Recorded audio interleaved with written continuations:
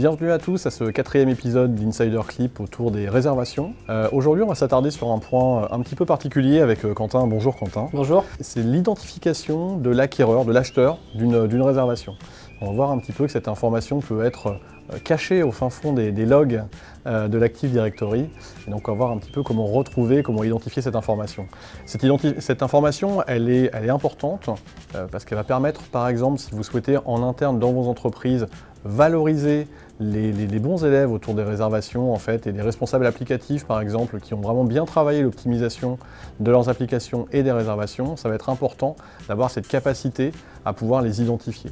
Donc je vais passer la main à mon collègue Quentin qui va rentrer dans le détail de cette identification et les différents moyens d'arriver à nos fins. Donc l'API des réservations, l'API des RI, c'est la première API qu'on peut investiguer. Si on regarde un peu la documentation technique de l'API, on se rend compte qu'on va pouvoir identifier plusieurs paramètres. Donc le Purchasing Subscription Guide, donc l'ID de la souscription, le nom de la souscription, mais également un email qui est associé à l'account owner. On ne va pas être capable de récupérer directement le créateur, la personne ayant initié la réservation, on va être capable d'identifier l'account owner de la souscription à laquelle la réservation est rattachée. Donc si on a une bonne organisation des souscriptions, on peut retomber d'un point de vue responsabilité sur quelqu'un qui est pertinent.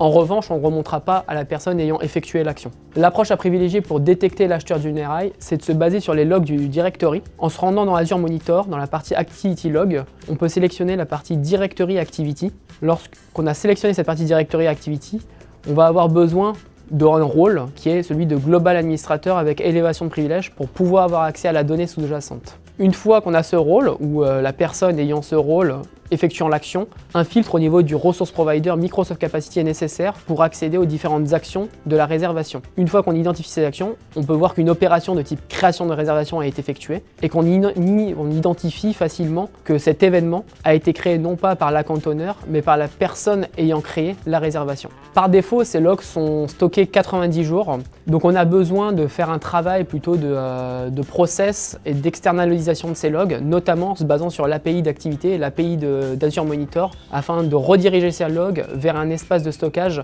externe, par exemple du blob storage, afin de traiter ces logs dans le temps et de les rendre disponibles à une équipe de FinOps. Vous pouvez aller plus loin en créant un process permettant de vous informer en se basant sur des événements et de vous alerter au moment où une réservation a été créée. Ça permet notamment de sensibiliser et évangéliser les différentes personnes dans une entreprise qui crée des réservations avec un message de sensibilisation, voire même de redirection vers une équipe FinOps centralisée. Merci beaucoup Quentin pour toutes ces explications. Effectivement, il était parfois complexe de retrouver ce créateur de réservation, c'est beaucoup plus clair maintenant.